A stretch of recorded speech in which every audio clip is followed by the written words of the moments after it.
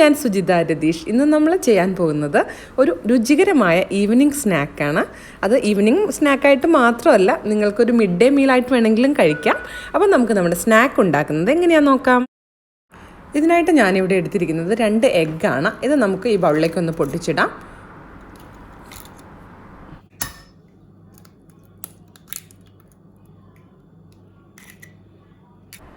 ഇനി ഇതിലേക്ക് നമുക്ക് ആവശ്യമായിട്ടുള്ളത് 1 കപ്പ് പാലാണ്.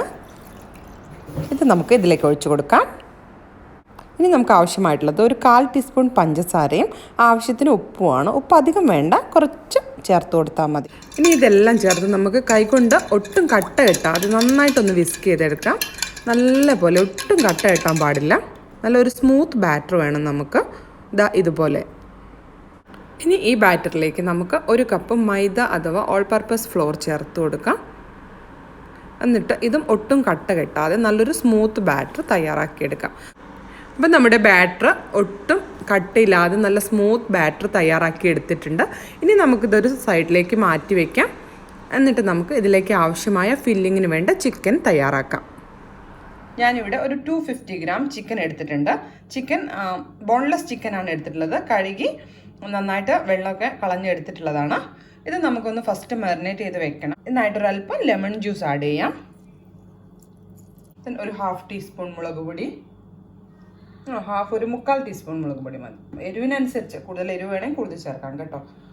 ഒരു 1/4 ടീസ്പൂൺ മഞ്ഞൾപ്പൊടി, പിന്നെ ഒരു 1/4 ടീസ്പൂൺ ഗരം മസാല, പിന്നെ 1 ടീസ്പൂൺ ജിഞ്ചർ ഗാർലിക് പേസ്റ്റ്, ആവശ്യത്തിന് ഉപ്പ്.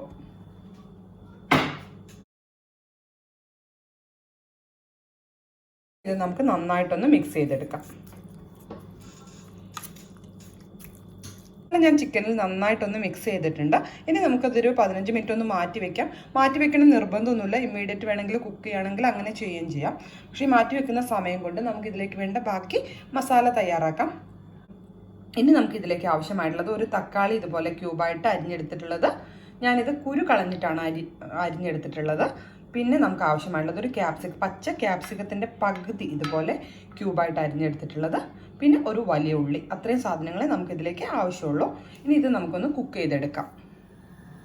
അപ്പോൾ നമുക്ക് നമ്മുടെ ചിക്കൻ ഒന്ന് കുക്ക് ചെയ്തെടുക്കാം. ഇതിനായിട്ട് ഞാനിവിടെ ഒരു പാൻ അടുപ്പത്ത് വെച്ചിട്ടുണ്ട്. ഇതിൽ നമുക്ക് സൺഫ്ലവർ ഓയിൽ ഒരു 2-3 ടേബിൾ സ്പൂൺ സൺഫ്ലവർ ഓയിൽ ഒഴിച്ചു കൊടുക്കാം. ഇത്തരം റെസിപ്പീസിലൊന്നും കോക്കനട്ട് ഓയിൽ ഉപയോഗിക്കരുത് കേട്ടോ.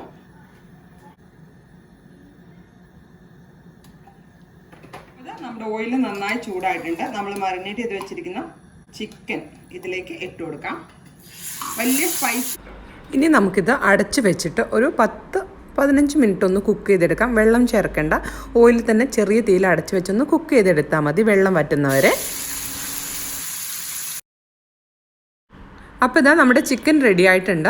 ഇതാ ഇനി ഒന്ന് തുറന്ന് വെച്ച് കുറച്ച് സമയം ഒന്ന് കുക്ക് ചെയ്യാം. കാരണം അതിൽ എക്സ്ട്രാ വെള്ളം ഉണ്ടെങ്കിൽ അതങ്ങ് വറ്റിക്കോട്ടെ.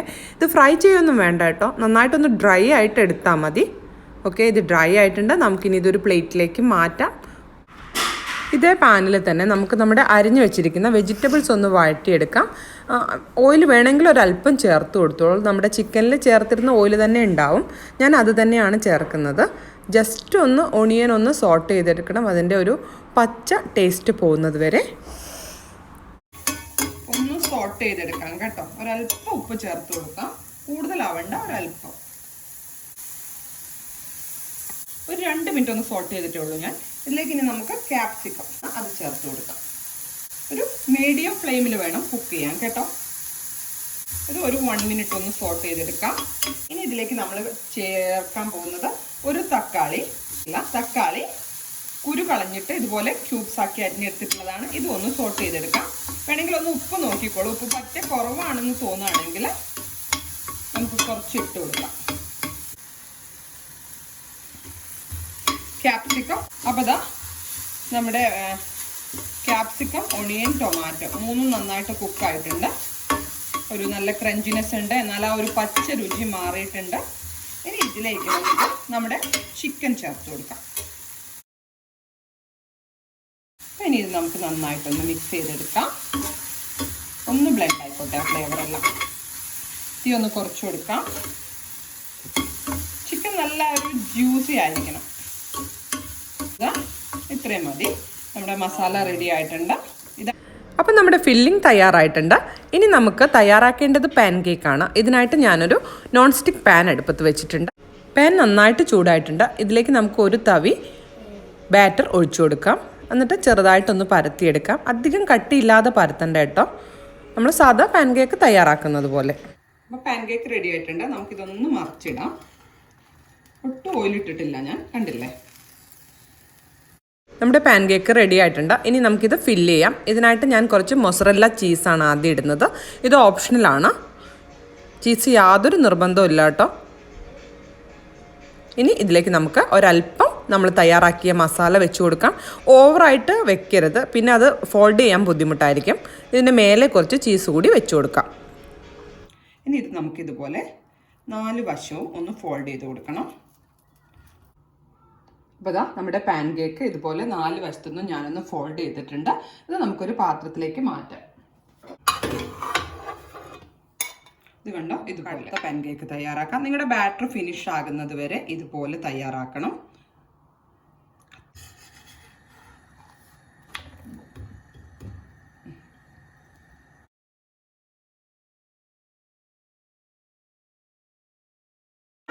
അപ്പം ഞാനിത് ചൂടോട് കൂടി ഫില്ല് ചെയ്യുന്നുണ്ടെന്ന് കരുതിയിട്ട്, ഇങ്ങനെ മടക്കുന്നുണ്ടെന്ന് കരുതിയിട്ട് ആരും അങ്ങനെ ചെയ്യണമെന്നില്ല കേട്ടോ.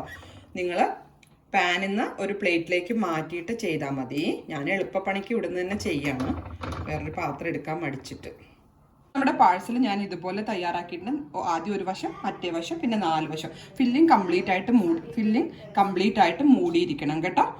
ഇനി ഇതേ പാനിൽ തന്നെ ഒരല്പം ഓയിൽ ഒഴിച്ചിട്ട് നമുക്ക് തയ്യാറാക്കിയ, അതായത് ഫില്ല് ചെയ്ത് വെച്ചിരിക്കുന്ന പാൻ കേക്ക്സ് ഒന്ന് ഷാലോ ഫ്രൈ ചെയ്തെടുക്കണം. ഡീപ്പ് ഫ്രൈ അല്ല, ഇതിലിട്ട് 2 വശവും ഒന്ന് നന്നായിട്ട് മൊരിച്ചെടുക്കണം.